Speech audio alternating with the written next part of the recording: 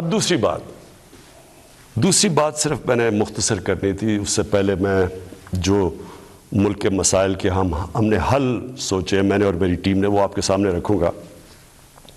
لیکن دوسری چیز ایک متنازع ایشو بنا ہوا ہے.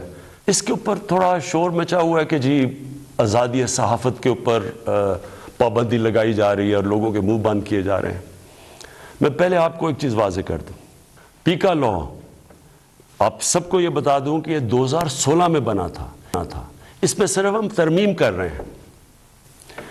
جو پورا ملک کا جس نے کرپشن نہیں کی، جو ملک کا سربراہ ملک کے قانون نہیں توڑتا، اس کو کبھی آزاد صحافت سے، میڈیا سے کوئی خطرہ نہیں ہے.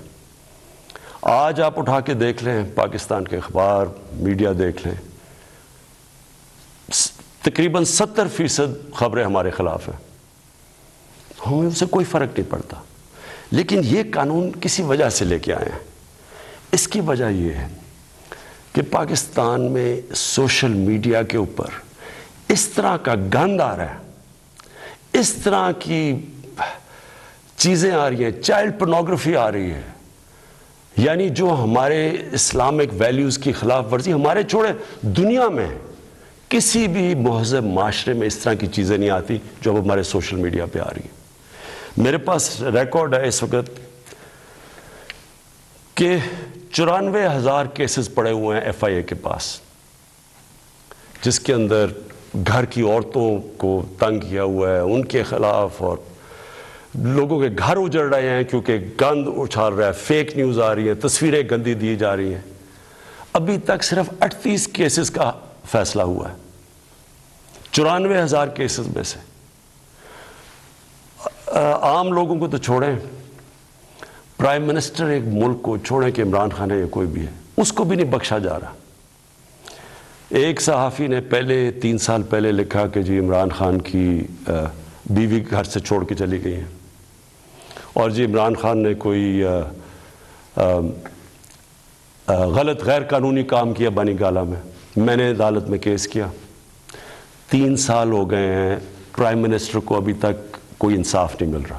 وہی پھر سے صحافی لکھتا ہے اب پھر کہ جی ان کی بیوی گھر چھوڑ کے چلی گئی ہیں.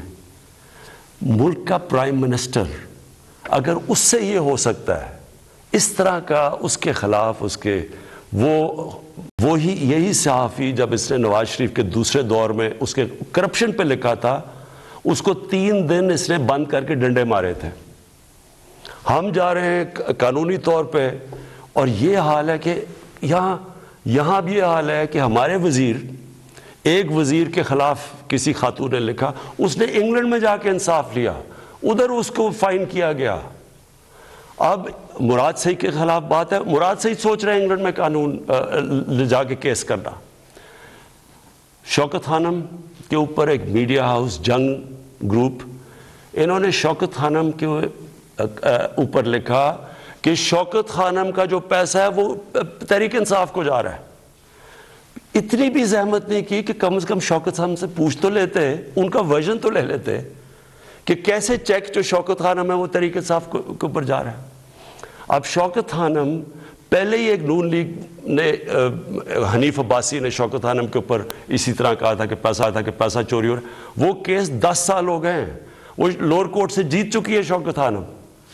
10 سال کے بعد بھی انصاف نہیں. تو اب شوکت خانم انگلینڈ میں جو چیریٹی ہے اور امریکہ میں ادھر کیس کرنے جا رہی ہے اسی جنگ گروپ کے اوپر.